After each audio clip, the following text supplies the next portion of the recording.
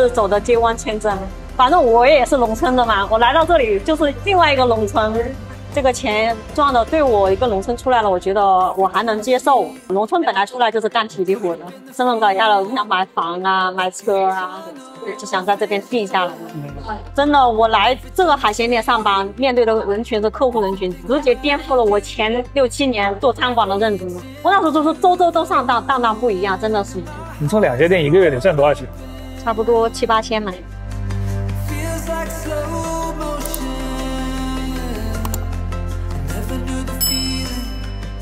今天到了那个奥兰多这边，正好有一个朋友认识，正好可以做一个简短的采访。非常感谢他能够来分享他的故事了。应该是网友，我们是网友见面。网友今天奔现，正好你也有时间，我正好又在奥兰多这边，正好有事。你上次好像有来，但是你在迈阿密。哎，对对对，应该怎么称呼？应该怎么称呼啊？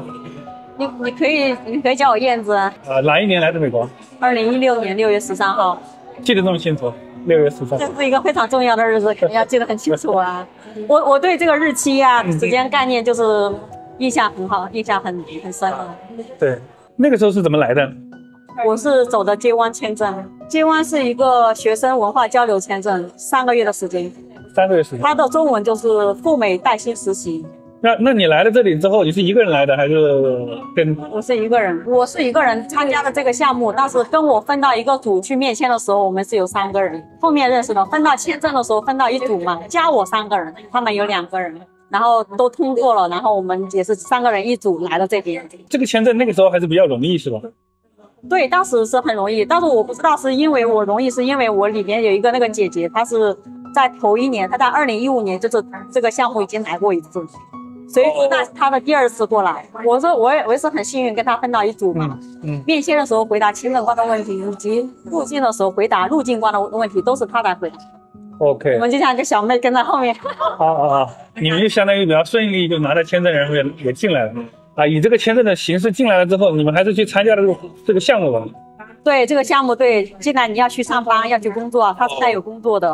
过来的时候会有人接机嘛，接到你住的地方。住宿都是安排好了，大概第2天休息一下，倒一下时差，第3天去带我们办那个上安号。就直接可以办上号了。对，上安号办了，我就可以合法报税了，因为你有工作嘛，你工作就要报税啊。那他最后他这个税是可以退给你的，你要按期回去的话，回去的话就退给你，不是没回去。3个月的时间，你是什么时候就打算留下来？签证3个月的时间，然后工作也是限3个月的时间。对，他还会留1个月的时间是给你在美国旅游，就是把你这3个月在美国赚的钱，叫你把它花销掉。那我是在干了2个月，我就跑路了呀。我就确定你想要留下来了？也没有确定，我干了2个月之后，人家说餐馆包吃包住嘛，我就去学餐馆了。是个什么类型的餐馆？我走的第1家是日餐馆。日餐还可以，我觉得。那时候还没有想留下来，那时候我身份还是有效期，现在还是有效期。那时候没想留下来，没想，那时候只想要赚点钱。这2个月的话，我时薪8块钱的话，1周给40个小时，我刨去我的吃住以及上下班通勤，我是没什么钱剩的。1周多少钱？1周是320块钱嘛。才320块钱。320块钱，如果偶尔你超时的话，会给12块钱1个小时。但是像我们这种学生过来的话，他很少基本不会给你超时的。经常超时也是给老员工让他们去超时的，不会给你超时的。所以说基本上没有什么钱剩嘛。对。然后后面是微信上面有一次我就很好奇嘛，我就打开那个附近的人嘛。就是很巧嘛，那个附近人，我就看附近的到底有谁，就一打开很多中国人嘛。但是我等我退出去的时候，我又忘记了把它清除位置消息嘛。等我这里好多人，我的妈哟，好多人加我，是不是都是男士加你？哎，基本上是通过，他们会先问我，问你的是留学生吗，还是什么嘛？然后问我们在什么地方上班赚多少嘛，后面就推荐为什么不去做餐馆了，餐馆管吃管住什么的，然后就介绍去餐馆，就去学餐馆。你那个时候刚来是在什么城市啊？就在这里啊，就在这里，我在西米，就是你过来的地方。我就在192路192。那你来了差不多9年多，8年3个月，你就一直在奥兰多这个区域没有出去。2018年的时候去纽约去了1年多，2019年又下来了。你还是觉得这里住起来比较舒服，工作也比较舒服，还是喜欢这里。你那个时候来的时候华人多吗？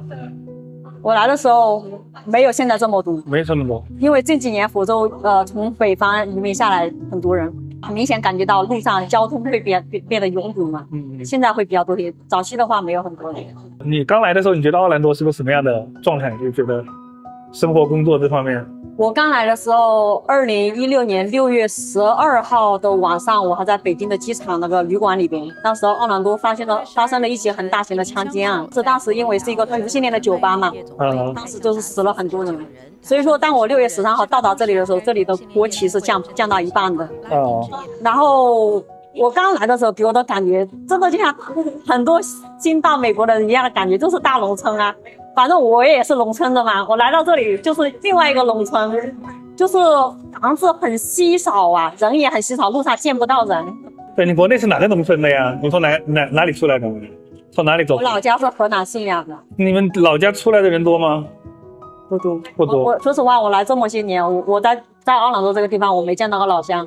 所以说，上次那个张司令他说我认识了7、8年来认识的第一个就是在这边的河南人，我都没有见到河南人。对，我的老板都是福建人，所以说认识的员工也都是福建人。那你是在国内是怎么知道这个信息可以出来？这个是在大学里边嘛，人家广告打到学校去啊。还有人专门打这个广告打到你们学校？对呀，然后去了解了一下，花销又不是很高，自己能够负担得起的。花费了多少钱？我当时这个报名费是2000。才2000，报名费是2000，然后参加一个口语测试，通过之后交那个项目尾款是19800，这就是前前后后花销了。有一个财产证明，好像是5万块，就是需要我妈打到我自己的账户上面去证明一下我有这个钱。那个要冻结？不用冻结，就给他看一下。就是对，做完签字这个钱就转回到我妈的账户了。那自由度还是挺高的。对。然后这2万块钱，然后剩下的1万就是我机票订了4862，单程，双程，然后自己带过来的钱带了905刀，是6600人民币换的吧？你才带了900多块钱来？对呀，我没什么钱，我本身就没什么钱。家人也很支持你们，不支持。但是你妈还是支持你，给你这个办了这个存款。她不支持，但是我后面报名了，我项目尾款都交了，我说你不够弄，我这些钱都打水漂了。我觉得你还是一个挺有独立想法的一个。那现在也不支持，那现在还要现在还要劝我回去啊？他劝你回去干嘛呢？就是回农村还是回哪里？就说我一直在外边给别人打工嘛，反正也干餐饮，他回去干餐饮也赚钱嘛，叫我回去干餐饮，所以我下个月回去了。你是真的要回去干餐饮吗？我回去要看一下呀，看一下到底是不是那么回事啊，能不能干？是在河南吗？对呀，就在老家嘛。老家那边看一下，很多人都说叫我不要回去，回去会赔的没有差。反正我知道的信息就是国内好像经济形势不是很好，不知道你妈那边是。美国现在经济形势也不是很好嘛。对，但是这边打工还是可以生存的。打工还是回去看一看，回去看看嘛，对，也可以。不试试不知道。后来你一直在餐馆里面工作，还是在换了？一直在餐馆，他只是其他，现在的话做前台。口语啊这些方面应该都是没问题。就普通的英语就还行吧，勉强混口饭吃还是没问题的嘛。要说多好也不是多好。第一个工作到现在这个工作，这个工资水平涨了多少？就是从多少钱涨到多少钱的呢？第一份工作从我签证的那份工作开始说吗？签证工作1周300多块钱嘛，1个月1000多块钱嘛。然后走进餐馆的话，第一个月拿了2800嘛。学餐馆的前2个月没有钱，真正赚钱的时候开始了。他不给一点钱吗？他就是包吃包住。我去学的时候，但后来知道其实是可以拿到工资的，但是当时不了解。真正开始赚钱是第3个月，算是餐馆的第1个月。电话里边老板答应了3500，结果给了2800。16年的11月份，11月份拿了第一份工资，答应了3500，给了2800，然后12月份就涨到了3300。没有，因为当时太实诚了吧？当时问我的个人信息我都答了嘛，可能也是觉得我那时候已经没有身份了嘛。他要把这些你的底细摸清楚。对，那时候问嘛，然后问什么就答什么嘛，然后也不懂得怎么保护自己哦，那种。然后也不知道那个老板会这样子去克扣工资，也是我没想到的。那个老板方便说也是福建人是吧？其实这个老板还是蛮好的，我包括后面去纽约了，我又下来还是继续给他打工。他就是可能就是觉得我没有说的很熟手嘛，第2个月就给了3300嘛。那你拿的第一个月工资是什么感觉？就当时还是处在一个会去换汇的思想嘛，觉得还蛮多的，也有1万多了吧。那时候6.5左右，那时候汇率。对，那时候汇率没有现在这么高。有1万多，因为我出来还欠了别人1万块钱嘛。家人不支持的时候，我报名的时候找那个我在郑州富士康打工的同事借了1万块钱嘛，报了名，在郑州富士康打暑假。哦，你在那里认识的同事哦？他借了我1万块钱，当时就是拿到这个钱之后就赶紧汇回去房间。拿到这份工作，你心态有什么变化吗？你就后面就想留下来了？后面的话就觉得这个钱赚的对我一个农村出来了，我觉得我还能接受，的辛苦度我也还能接受。那后面我就这样子做到现在了。餐馆的工作量和你在富士康工作的时候那个工作量，你觉得哪个大一些？餐馆的工作量还是要大很多，还是要大一些，大很多是吧？对，那个是一个 all you can 一店啊。哦，那个是最忙的。对，是一个最店。对，是真的很忙，而且它的水杯都是玻璃的，都是很大很重的，端不稳嘛，开始端不稳。对，我看你也很瘦小的。很瘦小。现在应该锻炼出来了。对，现在会。美国。我对重量的还好吧，农村本来出来就是干体力活的，所以就还好，都还能承受，我也没有说觉得多么辛苦，都还能承受。中间有哪个时间想回去呢？一直没有，因为我前期的话没有想回去，是因为我觉得钱也没有赚够啊，也没有赚到自己理想的那个量嘛。后面没打算回去，是后面我就不只是想赚钱了嘛，我想去搞身份啊，身份搞下来，我想买房啊，买车啊，就想在这边定下来。那你现在买的车买房了吗？在这边？买了。多大的大概？一个2000多一点的费吧。2000多在加州那边算比较大的了。不知道，4房2卫，很不错了，我觉得。去年4月3号过户了。哦，买了一个新房还是啥子？老房，翻新的老房。翻新了之后，就你是翻新过后的第一个 owner 是吧？对，我是从那个房屋公司买过来，所以说我的房子去年地税交了好高，就是以投资房的交了6600多。那你的房价是多少钱呢？我房价是47，过户788 closing 费花了49。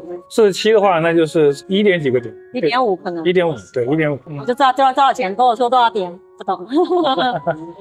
也结婚了对吧？我知道，安定下来，有房有车了。对，就是一个家庭，现在就是一个家庭。对，那你觉得在这边以家庭为单位去奋斗，打个工能安定下来的几率大不大？我那个时候我觉得还行。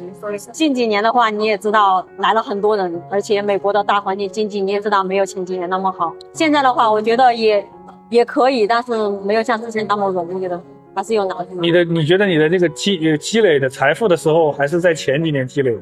没有，疫情之后工资涨了，因为通货膨胀了嘛，物价上涨了嘛。疫情之后工资肯定是涨，疫情之后你直接就从4000到5000到6000，我就是赶上了高房价高利息了。对我来说是，像我这个户型以前我觉得30万出头就可以拿得到。那你现在就是还是感觉到收入和消费这方面还是没有以前那么好过生活？还可以，还可以。比如说我赚5000，我房贷1700，哦，1700才。然后我房租2个房间租出去收1300一个月。你还分租了房间出去？那个这边有大学嘛，租给学生。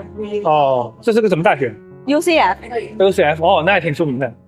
在这边留学读博士的住在我家里。这边华人留学生多不多？还挺多的，不缺租客了。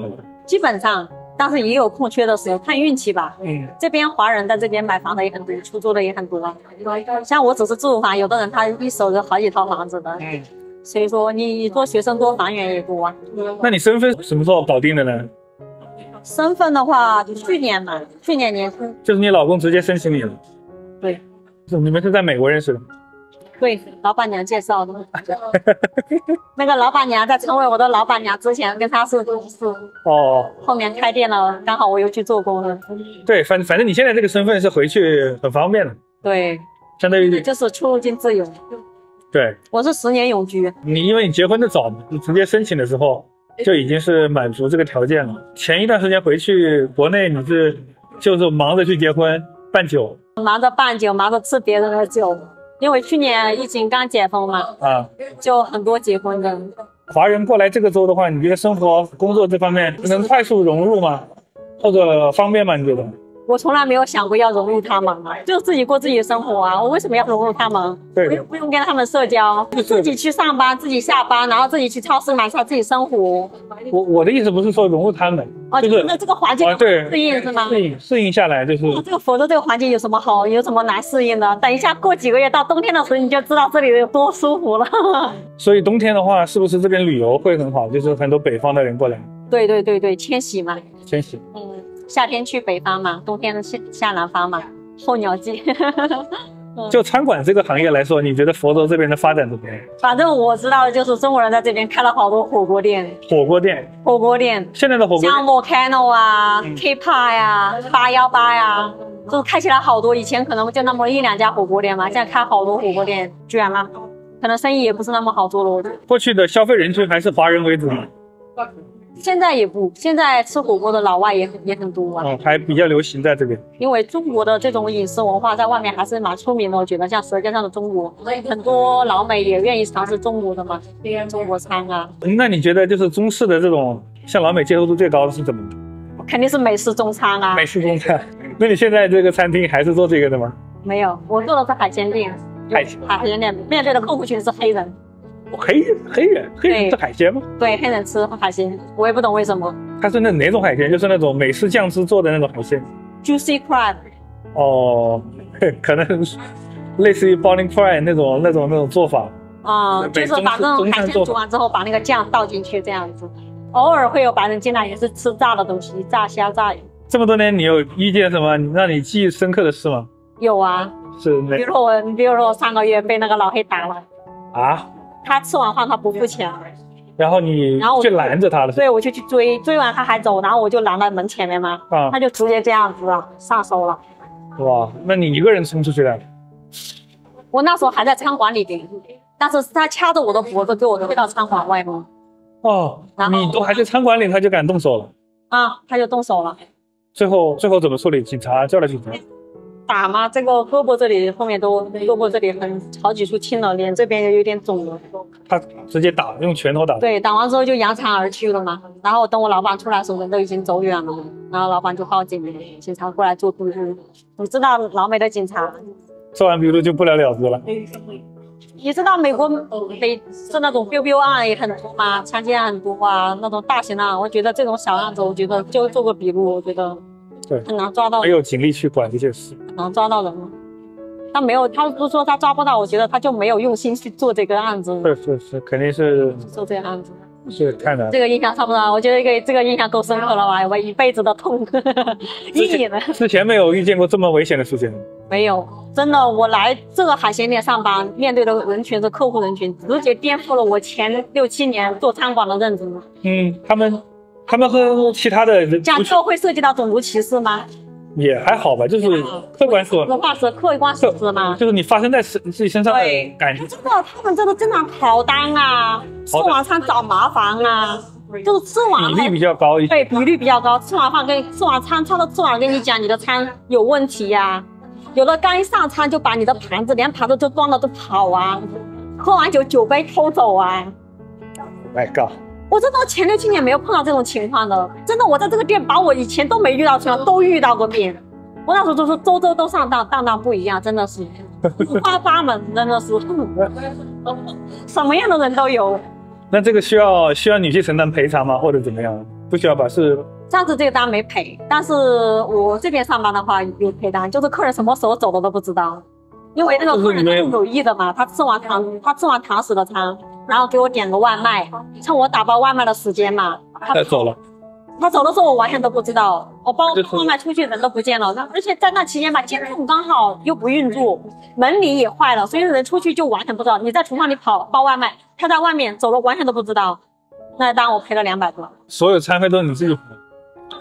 要赔的。但是像那种你看到客人跑，你有去努力追过这种不会赔。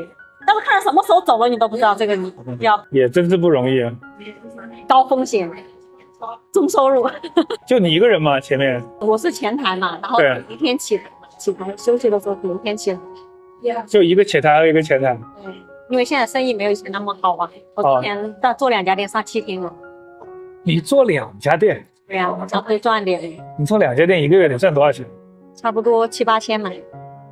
那你2家店是怎么做的呢？就是一个店做5天，一个店做2天啊。反正我就7天班嘛。我以前这家店我做5天嘛，休息1、2嘛，就把1、2时间拿去另外一家店。平均餐厅的工作时长都有12个小时吗？差不多要的。差不多。那你说真的公平啊？我不知道你要干2家店。很多人质疑我钱怎么赚的，怎么存的。你要努力，你肯定是有付出才有收获啊。对，肯定是在美国是要有付出才有收获。不要乱花钱，你赚的钱，老板包吃住的情况下，你赚的钱基本上是可以存下来的。怎么说？实现了一个美国梦嘛，就是有车有房有小孩有家庭，还有身份了。差不多就是这样子吧。是。反正我这一辈子就这样子了，我觉得，反正移民第1代嘛，我也对自己没有说过于的要求很高。反正希望下一代就好一点吧，不要再做的像我这么辛苦嘛。至少我不用让他像我这样在老家参加万人高考这样子，不用去卖场。总体来说算幸运的，对，比现在刚走路过来了要好很多。佛州这边走过来的人多吗？就是不多，因为这边好像这边是欢迎他们，这边是共和党啊。对，不欢迎他们嘛，可能政策不欢迎。这边的话，一般没有身份都不敢请，老板也不敢请。对，至于我为什么敢一直在这边呢？是因为我亲人一来就在这边，我对这边是有一种情结的。所以说开始那几年也没听到过钱行这种东西，你安安分分打工谁去管你啊？是不是？你上班就去上班，下班就回宿舍，反正你就是我觉得来美国，如果你真的没有身份这种，你最好就是安安分分，不要去惹事，这是最基本的，不要去很闹的地方，不要把自己置于一个很危险的地方。是，你要明白自己来的目的是干什么，你是来赚钱的，你还是来潇洒，还是来到处搞事情的？你自己也想明白这一点。你现在回过头来想，你觉得你来的这里的目的是什么？就是赚钱，就赚钱，赚汇率啊。很多中国人没来之前，就是美国梦，就是你这样现在这个状态。我不知道美国梦，我以为在每个人概念里边，美国梦也不一样。每个人都可以定义美国梦的概念。你这么一路走来，你肯定是非常的努力，才有这么顺利的一个结局是吗？对。前期的一个量的积累花了很多时间，后面你才有质变。前期没有资源去做身份也好，没有资源去买车买房也好，但是你前期就是你先把钱给先赚了嘛，等你赚足了钱，后面有时机来做这些东西，那你就好办了。那我知道你现在还在想做抖音，你做抖音主要是跟你一些朋友聊天还是干嘛呢？我就是聊天啊，我就问像我这样子在美国基层打工8年多的话，我回中国的话，我能做点啥？他们都说你不要回来，不欢迎你回来，没活路。国内很卷，你还是想回去试试？还是要试试？没关系，反正你那边实在不行，你又可以回来。啊，有人说你准备什么时候卖货？我说我可以卖什么货啊？我橱窗也不知道从哪里开，有没有团队？有没有团队过来？有没有团队过来给我包装一下？赚钱不丢人啊，没钱才丢人哦。对，赚钱不丢人。而且你靠双手赚钱，正规渠道、君子爱财，取之有道，不丢人。没钱真的很丢人。当什么家里有什么事情找你要钱的，拿不出才丢人。回去看看不行了再回来呗。对，反正在这边都已经稳定了，怕啥？对，回去看一看。想开个小店嘛，卖早点啊、油条、包子这种，不知道行不行？回去看一看，先看看那边的消费人群嘛，看。我那边学校比较多啊，初中啊、小学啊、高中都在那一块儿，还有一个水泥厂，看看是走批发还是就是零售加批发，回去要看一下，看也不知道。至于我过成什么样的，我就这样子了，我就这样子，也不会再有什么更高的进阶了，也不会。别人说，哎呀，怎么不去入籍啊什么的，没想过。很多入籍的，他本身估计也不想入籍，他就是为了申请家人嘛。没有一步是路是白走的，一切都是刚刚好。反正千万不要好高骛远，不管在哪里要务实嘛，踏踏实实的干，不要想什么投机取巧啊，走什么捷径。普通人没有捷径可以走的，你有的就是比别人多一份勤劳也好，多一份努力也好，勤能补拙。